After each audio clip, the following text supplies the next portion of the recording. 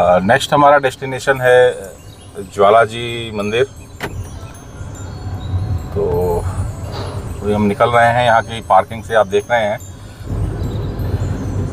हम जिस रास्ते से आए थे उसी रास्ते से यहाँ से बाहर जाना होता है। आगे जाकर के जो चौक आएगा वहाँ से फिर हम लेफ़्ट से सामने से आए थे और हमें यहाँ से लेफ़्ट लेना होगा। मौसम काफ़ी अच्छा हो गया है, बादल हो गए हैं और वैसे टेम्परेचर तो बढ़ गया है। टेम्परेचर सुबह में 31 डिग्री था, अभी इस समय टेम्परेचर है 33 डिग्री।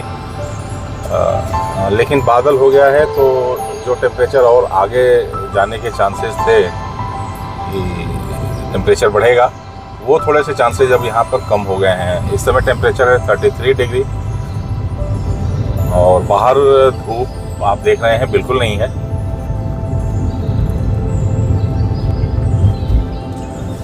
तो 160 किलोमीटर में से हम 130 किलोमीटर तो जर्नी कर चुके हैं। अब आगे का 30-35 किलोमीटर की और डिस्टेंस रह जाती है चिंतपूर्णी से ज्वाला माता मंदिर का।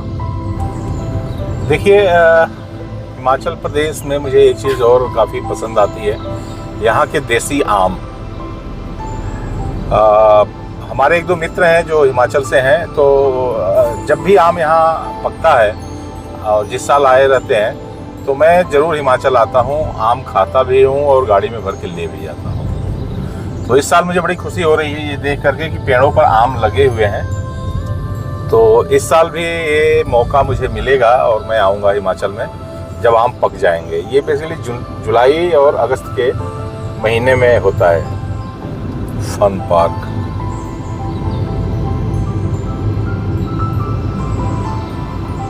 काफ़ी टाइम के बाद हम ज्वाला जी को जा रहे हैं। ज़्यादातर हम शिवबाड़ी और माता चिंतपूर्णी का दर्शन करने के बाद वापस चले जाते थे, लेकिन अब कई सालों के बाद आज फिर हम माता ज्वाला जी के दरबार में जा रहे हैं।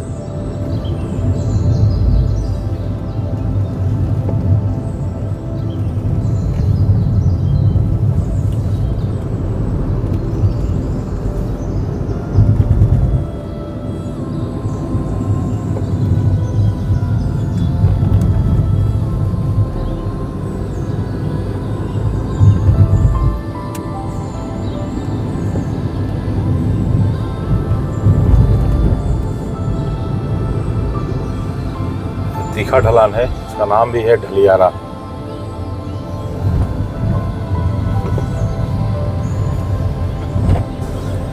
हम लोग ज्वाला जी पहुंच गए हैं और चूँकि आज हमें यहाँ रुकना है तो सबसे पहले तो हम होटल के बारे में देखेंगे कि hotel Jwala ji and restaurant Himachal tourism का देखते हैं यहाँ।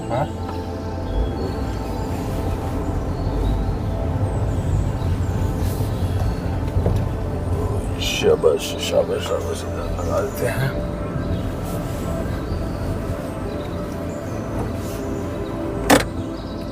हम लोग ज्वाला जी पहुँच गए हैं और 1 घंटे रेस्ट करने के बाद हम जाएंगे शाम की आरती में, जो 6 बजे से 7 बजे तक होती है। तो हमने लाइट एक स्नैक्स नाश्ते के लिए मंगा लिया है मसाला डोसा और चाय। अभी हम मसाला डोसा और के साथ चाय हमने मंगाया है, ये फिनिश करेंगे और ये फिनिश करने के बाद हम लोग जाएंगे अभी मंदिर। वहाँ पर फिर हम शाम को रात को 10-10:30 बजे तक वहीं रुकेंगे, क्योंकि वहाँ पर आरती होती है, 2 आरती होती है। एक 6 बजे से 7 बजे तक होती है और दूसरी आरती होती है 9 बजे से 10 बजे तक, जो शयन आरती बोलते हैं उसको। तो वो हम उसमें भाग लेंगे, उसके बाद हम वापस फिर आएंगे रूम में। माता के दरबार का ये मुख्य प्रवेश द्वार है और चलते हैं ऊपर।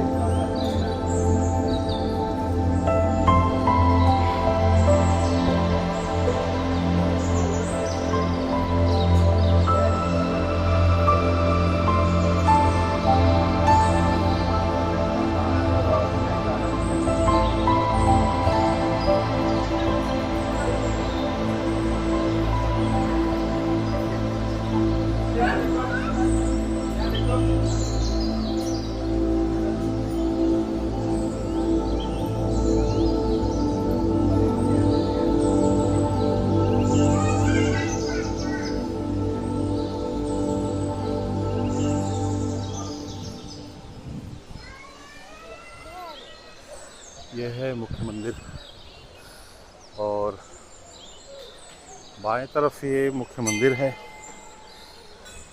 और ऊपर गोरक्ष डिब्बी भी है जहाँ गुरु गोरखनाथ का स्थान है। और दाहिनी तरफ यह है जो विश्राम के लिए जो आरती होती है वो यहाँ होती है। ऊपर ये मंदिर से करीब 1000 फीट ऊंचाई के ऊपर ये एक मंदिर बना है जिसको इसके ऊपर आप देख रहे हैं लिखा है श्री तारा देवी मंदिर है ये।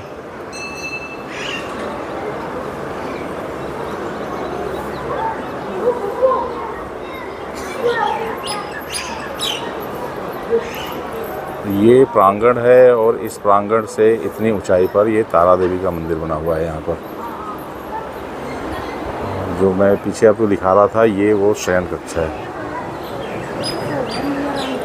जहाँ 9 से 10 बजे की जो आरती होती है वो शयन आरती उसको बोलते हैं। और वो उसके बाद माता रानी का प्रतीक स्वरूप यहाँ आके स्थापित हो जाता है और फिर वो यहाँ पर शयन करती हैं और फिर सुबह की आरती में यहाँ से वो वापस मेन मंदिर के प्रांगण में उनकी स्थापना होती है जहाँ लोग दर्शन करते हैं।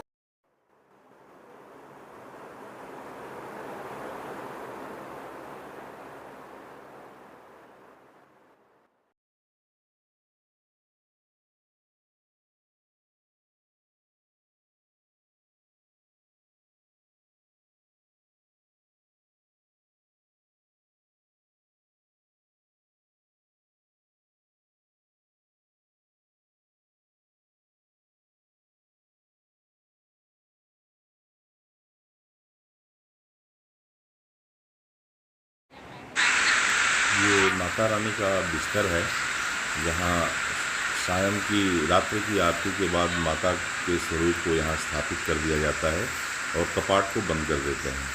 सुबह जब आरती होती है तो माँ का ये कपाट खुलता है और पुजारी जी ऐसा बताते हैं कि जब सुबह कपाट खोला जाता है और माता को यहाँ से मुख्य मंदिर में जब स्थापित किया जाता है तो उस समय यहाँ के बिस्तर पर बेडशीट के ऊपर सिलवटें पड़ी रहती हैं।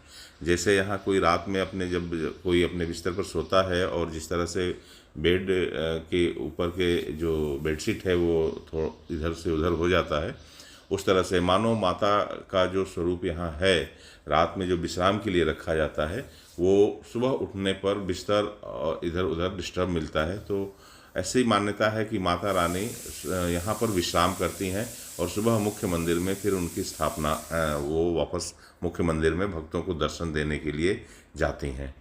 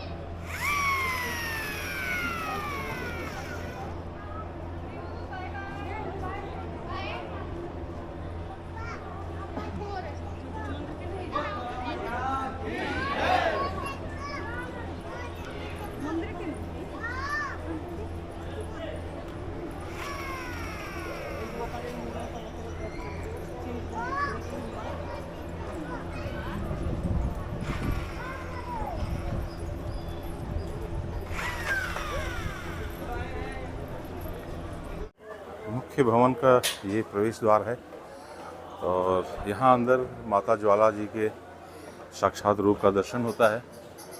चलते हैं माता रानी के भवन में।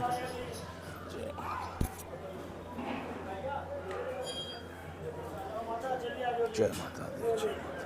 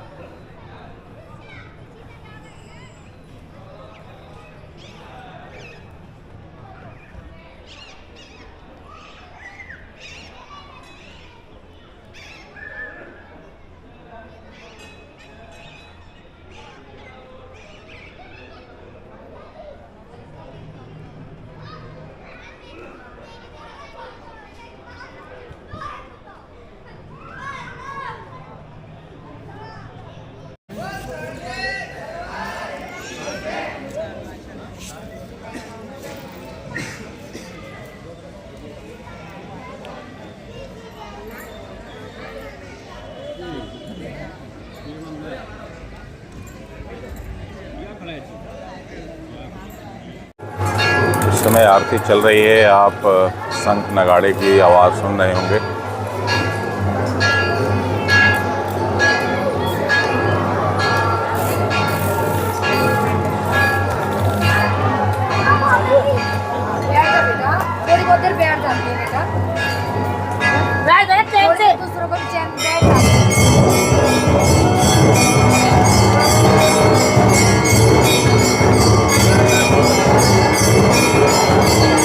जय माता दी।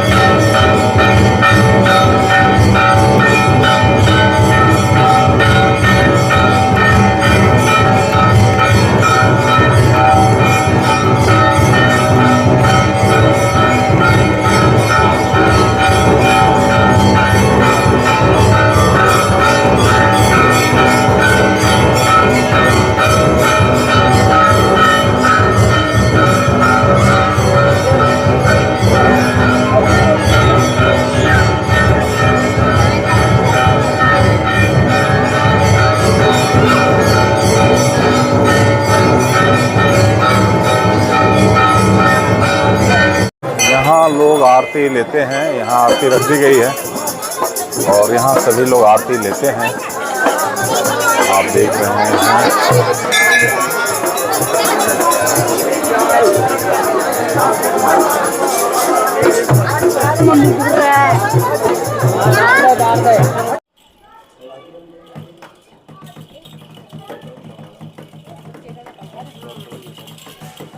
ये मुख्य भवन है।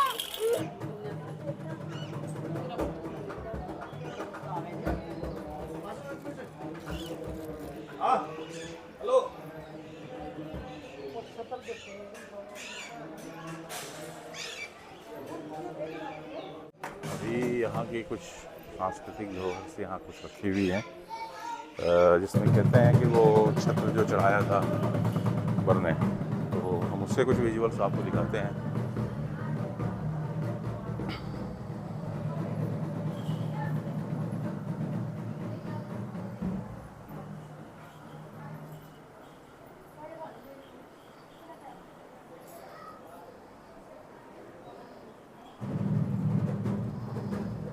ये वो छत्र है जिसको यहाँ आप देख रहे हैं लिखा हुआ है कि अकबर का चढ़ाया हुआ छत्र। ये छत्र अकबर ने यहाँ चढ़ाया था और ऐसा मानते हैं कि इसको चढ़ाने के पीछे उसका ये उद्देश्य था कि जो ज्वाला निकल रही है वो उसको ढक दिया जाए, बंद कर दिया जाए। लेकिन ज्वाला की ऐसा प्रभाव था कि ज्वाला इसको छेद करके बाहर निकली थी और ये जो सोने का छत्र कहा जाता था, इसका बाद में कोई जो धात्विक उसकी कंपोजिशन है वो नहीं पता चली कि ये किस मेटल का बना हुआ है। ये वो छत्र यहाँ रखा हुआ है। इस घंटा के बारे में मैं यहाँ के एक स्थानीय व्यक्ति से मैंने चर्चा किया। कहते हैं ये 5 क्विंटल का घंटा था और इसको नेपाल के नरेश ने यहाँ पर चढ़ाया था। ये कुछ खंडित हो गया है, इसकी वजह से इसको उतार दिया गया है। और जब ये घंटा यहाँ लगा हुआ था तो बताते हैं कि इसको जब हम बजाते थे तो यहाँ से 12 किलोमीटर तक इसकी ध्वनि जाती थी और इसका सारा वज़न 5 क्विंटल करीब, ऐसा बताते हैं कि 10 मन के आसपास था, 5 क्विंटल। तो अब ये खंडित हो चुका है और इसको यहाँ वैसे रखा हुआ है। नेपाल के राजा ने इसको यहाँ पर चढ़ाया था। तो आज का हमारा ज्वाला जी दर्शन, जो माता के शक्तिपीठ का हम दर्शन करने आए थे, आज का हम यहाँ पर समापन करते हैं और हम यहाँ से चल रहे हैं। ये होटल अपने जा रहे हैं। तो एक बार मैं मंदिर प्रांगण का दिखा देता हूँ।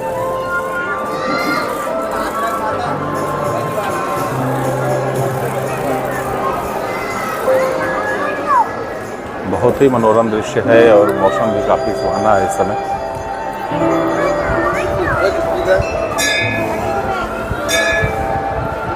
माता के जयकारे के साथ आज यहाँ की ज्वाला माता की यात्रा को यहाँ विश्राम देते हैं। कोशिश करेंगे कि कल सुबह की आरती में भी हम यहाँ आएँ। तो आज के लिए यही हम इस ब्लॉग को बंद करते हैं। हिमाचल टूर की हम अगली वीडियो बहुत जल्दी लेकर के आ रहे हैं। जिन लोगों ने अभी तक चैनल को सब्सक्राइब नहीं किया है, प्लीज़ सब्सक्राइब करें, लाइक करें और शेयर करें। आज के लिए धन्यवाद।